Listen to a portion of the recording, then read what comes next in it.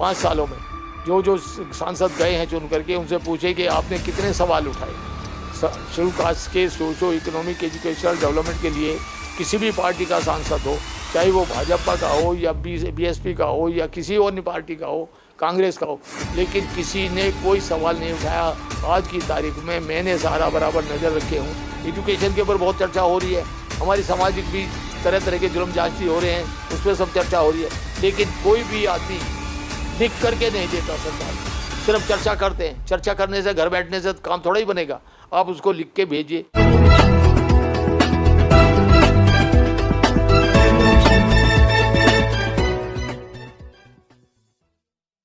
दोस्तों नमस्कार, मैं विकास और आप देख रहे हैं टीवी इंडिया। और दोस्तों इस समय रात के करीबन 10 बजे ये वीडियो मैं शूट कर रहा हूँ और उस समय मैं दिखाना चाहूँगा कि आज भी बहुजन समाज में ऐसे शख्स हैं जो रात के 10 बजे तक बहुजन समाज के लिए काम करते हैं, इस SC ST OBC वर्ग के लिए काम करते हैं।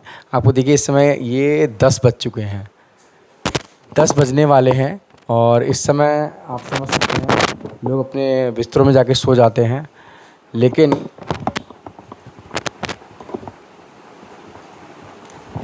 लेकिन अभी भी ऐसे कुछ लोग हैं जो बाबा साहब का जो अधूरा काम है उसको पूरा करने में लगे हैं। देखिए मेरे साथ इस समय जय भगवान जाटव जी हैं, बड़े सोशल एक्टिविस्ट आप उन्हें कह सकते हैं, राजनेता भी कह सकते हैं और कई सारे लोगों को उन्होंने बनाया भी है। सर इस समय रात के 10 बज चुके हैं, क्या कर रहे हैं सर अभी? ऐसा है, आपका प्रश्न बहुत वाजिब है, लेकिन मैं ये समझता हूँ कि समाज के प्रति मेरी ड्यूटी ज़्यादा है, क्योंकि मैं समाज के लिए जीना मरना अपना कर्तव्य समझता हूँ। और मैंने आज तक लगभग 50 साल से 45-50 साल से बराबर मैं समाज के लिए लगा हूँ। मेरे पास ये आप देख रहे हैं हज़ारों फाइलें हैं। ये हज़ारों फाइलों का जो काम है वो यही बताता है कि हम लोग क्या क्या कर रहे हैं, कैसे कैसे कर रहे हैं। सर आप तो ये जो पूरी कार्रवाई कर रहे हैं ठीक है, लेकिन क्या कहेंगे ये जो तमाम मुद्दे हैं जिनकी फाइलें आपने बनाई हुई हैं, ये मुद्दा तो संसद में गूंजना चाहिए। देखिए ये संसद में गूंजना चाहिए और जो चुन के जाते हैं, हमारे सांसद चुन के जाते हैं, वो तनिक भी कार्य नहीं करते।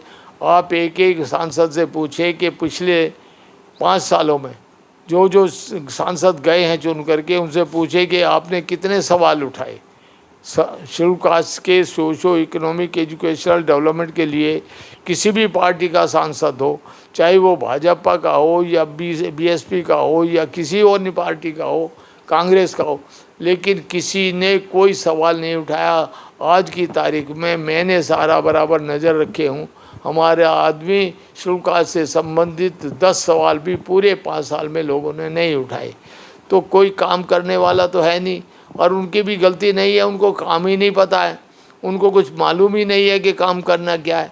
अब मैं आपको बताऊं कि NDC की मीटिंग हुई थी 2005 में, जिसकी अध्यक्षता मनमोहन सिंह प्रधानमंत्री होते हुए की थी, और उसमें प्रस्ताव पास किया गया था कि हम 10 साल में शेड्यूल कास्ट शेड्यूल ट्राइब्स के आदमियों को 10 साल के अंदर अंदर हम सामान्य वर्गों के बराबर ले आएंगे। लेकिन किसी को याद नहीं, देश के किसी भी आदमी को, कि भाई ये क्या वायदा हुआ था और क्या कोई काम हुआ। कोई आदमी देश के इस कोने से उस कोने तक बड़े बड़े अपने लोग लंबे लंबे भाषण देते हैं, लेकिन कभी किसी ने कोई बताया नहीं। मैंने कई बार व्हाट्सएप पे अपना मैसेज डाला कि भाई ये 10 साल में यदि आपकी गरीबी दूर करनी हो, आपका एजुकेशनल स्टैंडर्ड बढ़ाना हो, आपका आर्थिक कार्यक्रम बनाने हो, तो क्या करना चाहिए। मैं ये बता दूं, एक भी आदमी का ये जवाब नहीं आया कि हमें क्या करना है। हमारे आदमी को भी पता नहीं है। सांसदों सर इतने बड़े बड़े नेता हैं, मायावती हैं, अखिलेश यादव हैं और स्टालिन हैं और उधर KCR हैं, इतने बड़े बड़े नेता, कई सारे तो मुख्यमंत्री, उसके बाद भी ये सारे काम लटके हैं। ये सारे काम इसलिए लटके हैं क्योंकि उनको मालूम नहीं है कि करना क्या है। जब तक उनके पास कोई अधिकारी या कोई वहाँ का MLA या सेंटर में कोई सांसद बात को नहीं उठाएगा, सरकार की नज़रों में नहीं लाएगा, तब तक ये मामले बनते नहीं हैं। और वो तभी उठा सकते हैं जब उनको उन काम की नॉलेज हो। अब नॉलेज तो किसी को है नहीं, क्योंकि काम तो कोई एमपी ने किया नहीं, किसी एमएलए ने किया नहीं। जब काम कोई करेगा तभी तो समस्या खड़ी होगी, जब काम कोई करता ही नहीं है तो समस्या क्या खड़ी होगी। तो जैसे मैंने बताया, अभी मैं आप लोग को इस माध्यम से अपने सब भाइयों बहनों को ये कहना चाहता हूँ कि यदि 10 साल में शेड्यूल कास्ट का सोशो इकोनॉमिक एजुकेशनल डेवलपमेंट करना है, इनको आगे बढ़ाना है और सामान्य वर्गों के बराबर लाना है, तो मेरा आग्रह है कि मेरा फ़ोन नंबर आप नोट कर लीजिए, 9810634677। ये आप मेरा नंबर नोट करिए, मुझे इस पर दीजिए, व्हाट्सएप दीजिए, मुझे बता दीजिए कि आपने व्हाट्सएप भेजा है, मैं उसको निकाल लूँगा। तो यदि आपको किसी को भी कोई समाज के बारे में पता है और समाज के बारे में जानते हैं कि सोशो इकोनॉमिक एजुकेशनल डेवलपमेंट के लिए क्या कदम उठाए सरकार, चाहे केंद्रीय सरकार हो चाहे राज्य की सरकार हो, तो वो हमें बताए। हम लोग चर्चा करते हैं, एजुकेशन के ऊपर बहुत चर्चा हो रही है, हमारी सामाजिक भी तरह तरह के जुल्म जास्ती हो रहे हैं, उस पर सब चर्चा हो रही है, लेकिन कोई भी आदमी लिख करके नहीं देता सरकार को, सिर्फ चर्चा करते हैं। चर्चा करने से, घर बैठने से काम थोड़ा ही बनेगा, आप उसको लिख के भेजिए। यहाँ पर लाखों संगठन बने हुए हैं सामाजिक, जो काम करते हैं, लेकिन उन सामाजिक संगठन वाले काम तो करते हैं, लिखते, लेकिन वो लिखते नहीं है। जब तक सरकार के पास लिखित में आपके कोई विचार नहीं जाएंगे, आपकी कोई स्कीम नहीं जाएगी, तो सरकार को क्या आवाज़ आ रही है कहीं से कि भाई उसको करना क्या है। जो वहाँ पर अधिकारी बैठे हैं वो अपने एयर कंडीशन में बैठ कर के अपने काम करके जाते हैं, तो वो तभी जागेंगे जबकि हम उनको जगाएंगे। अब हम तो लोग तो जगाते नहीं है। इन सब में जो कमियां हैं, जो खामियां हैं, वो मेरे समाज की हैं। जब तक हम लोग कोई डिमांड और मांग नहीं रखेंगे और नहीं बताएंगे सरकार को कि हम क्या करना है। अब मैंने लोग को, किसी को नहीं मालूम कि यदि आप अपने बच्चे को किसी भी बड़े से बड़े स्कूल में पढ़ाइए, किसी भी बड़े से बड़े स्कूल में पढ़ाइए, आपकी फीस पूरे देश में जितने प्राइवेट पब्लिक स्कूल हैं, अपने बच्चे को उसमें पढ़ाइए, आपकी फ़ीस रिफंडेबल है। ये किस आदमी को पता है?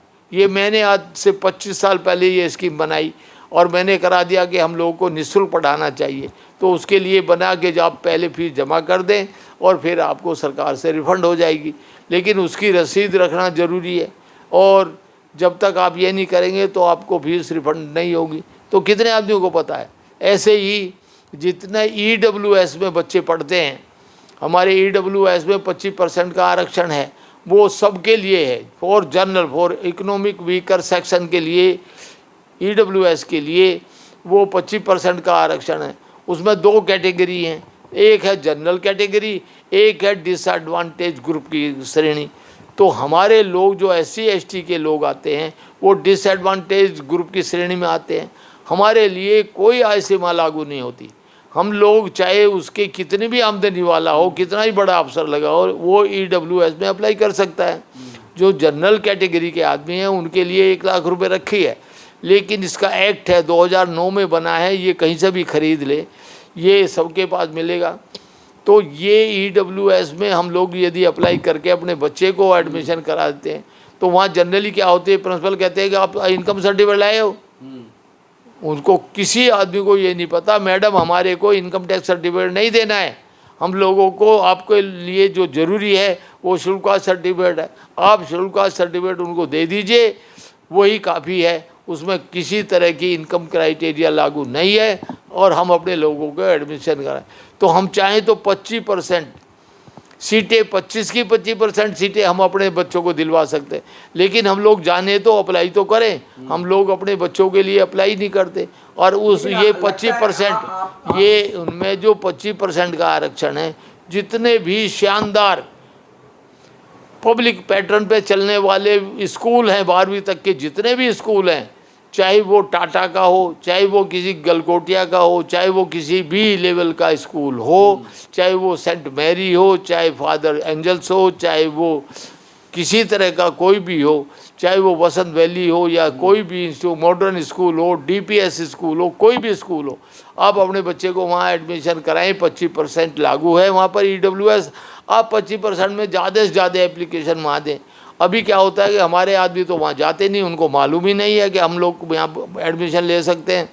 और वहाँ पर वो आदमी जिसके पास 40 लाख की कार है, और 1 लाख रुपए का फ़ोन कान पर लगा करके वो अपना सर्टिफिकेट बनवा के 1 लाख रुपए का, और वो अपने बच्चों को वहाँ पर एडमिशन करा रहा है, वो हमारी सीटें खाई जा रहा है। और हम लोग तो सोए हुए हैं, हम लोग तो जागते नहीं हैं जी। हमारे समाज में ज़्यादातर लोगों को नहीं पता है, जिनको पता है वो लोग हमारे समाज के दूसरे आदमी को बताते नहीं हैं। इसी वजह से ये सारा मामला पड़ा हुआ है।